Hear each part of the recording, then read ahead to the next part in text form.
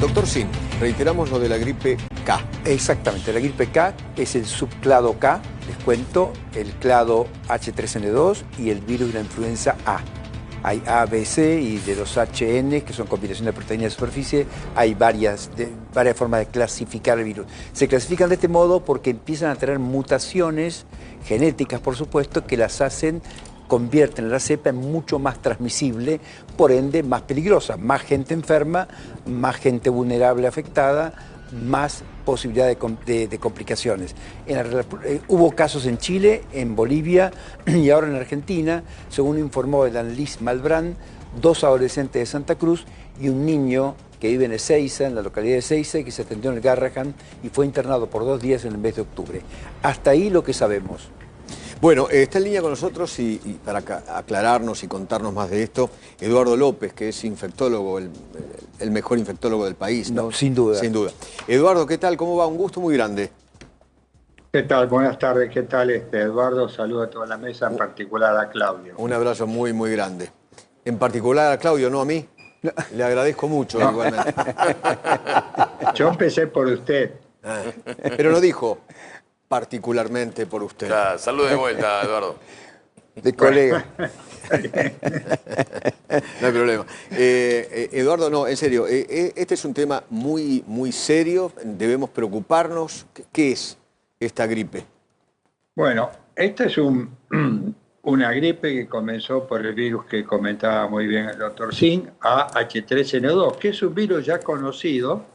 Lo que pasa es que este año hizo una mutación, digamos, cambió parte de su estructura genética y apareció el subclado K, que a su vez tiene 7 pequeñas mutaciones en sí mismo. Ahora, ¿qué pasó? En Europa se adelantó el frío, alrededor de 6 semanas, uno hablan hasta 8 semanas, había poca gente vacunada, entonces fue una asociación, diríamos, desafortunada, con lo cual el virus explotó, porque al comienzo de todo brote de gripe, cuando la gente no tiene los suficientes anticuerpos, no está vacunada, ocurre esto.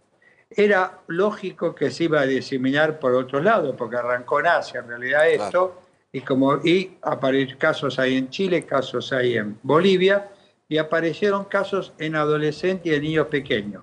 En Europa, los que más fueron afectados a inicial del brote también fueron niños pequeños y adolescentes, comparado con los adultos. Ahora, se trabajó rápido y esto es muy bueno porque se logró prácticamente rápidamente detectar los casos y uno dice, y ahí salió la alerta epidemiológica a este respecto. Creo que esto fue un buen trabajo del Malbrand y un buen trabajo de la Dirección de Epidemiología y la Dirección Nacional de Enfermedades Inmunoprevenibles. Ahora, ¿qué significa esto para Argentina? Yo no preveo que tengamos un brote en el verano, pero sí hay que estar muy atento en la evolución cuando comienza el otoño, porque si el otoño es frío, hay chance de que este virus se disemine más rápidamente, porque este subclado K, lo que le da a Eduardo es mayor transmisibilidad, no mayor gravedad o virulencia, pero más facilidad de transmitirse, y si toma individuos con factores de riesgo, la enfermedad puede ser más seria, ¿no? Sí. ¿Y por qué en Europa había tantos internados? Porque la noticia cuando apareció esta gripe era la cantidad de internados, ¿no? La gente que caía internada. Sí, pero también es cierto que los datos, cuando se empezaron a ajustar, lo que hubo fue mucha mayor consulta a los centros de emergencia, lo que llamamos nosotros las guardias. Okay. Pero la internación no colapsó en Europa. Eso lo digamos para evitar... Esto para tranquilizar. Para tranquilizar. Claro. Esto pasó tanto en Italia, pasó como en Inglaterra y en Cataluña, por ejemplo, que hubo muchas consultas. Yo tengo gente amiga que trabaja en los hospitales. El sistema no colapsó como COVID. Claro. Esto no tiene nada que ver a COVID. Perfecto. Esto no es una pandemia. Perfecto. Y esto es un brote que ocurre todos los años. Este año que el virus se nos hizo infiel. Agregó una mutación que hace que se transmita mucho más rápido y que nosotros no tengamos la defensa preparada, ¿no? Eduardo, buenas tardes y gracias por el saludo. A ver, la pregunta tiene que ver con esto. Si la experiencia europea fue y es como estás contando, y tal cual ocurrió, se adelantó 4/6 semanas el inicio de casos de gripe, es probable que en Argentina, en el hemisferio sur, ocurra lo mismo. Primera pregunta. Segundo, ¿tendremos disponible la vacuna actualizada como para poder prevenir complicaciones y vacunarnos antes del mes de mayo-abril, o abril-mayo, perdón, tal cual se vacuna habitualmente? Segunda pregunta. Digamos, siempre tenemos la chance de que este virus con este subclado esté en la Argentina y que si el otoño es un poco frío se transmite rápidamente. Con lo cual el mejor método de prevenirlo, junto con las medidas generales, que después las podemos comentar, es la vacunación. Porque aunque la vacuna no sea exactamente igual, porque no va a estar con el subclado K, exacto, no va a ser igual, va a evitar habitualmente, como ocurre siempre en la vacuna gripe, los cuadros graves y la hospitalización. La información que yo tengo, Claudio, es que las vacunas estarían disponibles fin de febrero, marzo. Ah, perfecto. Si nosotros implementamos un buen plan de vacunación, vacunando en marzo, yo creo que estamos bien cubiertos. Claro. El riesgo mayor es que esto se prolongue la vacuna que llegue, porque debemos recordar que la vacuna del hemisferio norte no es igual a la vacuna del hemisferio sur, y nosotros estamos en el hemisferio sur, diríamos, entonces ahí el riesgo está que la enfermedad sea más importante. La información que tengo es que llega en marzo, Claudio, la vacuna de gripe. Ahora, junto con esto vale la pena siempre recordar las medidas generales, ¿no? Claro. El uso de barbijo, especialmente la gente con factores de riesgo, el lavado frecuente de manos, ventilar los ambientes. No olvidemos que este virus se aeroliza, o sea, queda suspendido en el aire por horas, muy parecido al COVID. Sí.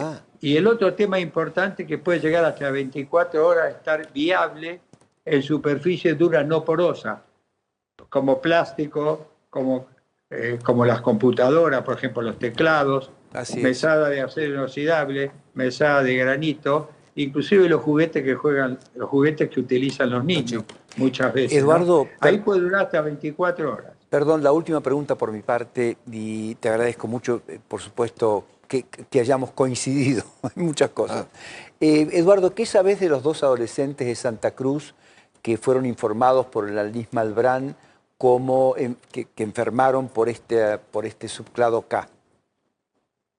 Lamentablemente no hay una información genuina, sobre todo si tuvieron contacto con gente que vino de Europa o si ellos vinieron de Europa o hubo convivientes con ellos. De esto no hay información y yo aconsejo, diríamos, cuando se hace una alerta de esto, agregar lo que realmente pasó. Exactamente. Claro. Yo creo que ahí es el pequeño gap que falta para completar la información. Claro, para saber la ruta del virus. Claro. ¿no? Exactamente. Eso es lo que hay que saber. Exactamente. Ahora, doctor... Creo que esto es el único dato que creo que valdría la pena haberlo agregado, ¿no? Pero debe estar seguro el dato, porque fíjate que son 2 adolescentes en Santa Cruz, ¿no? Sí, claro. Es decir, que algún movimiento hacia Europa o de Europa... O desde Europa hubo.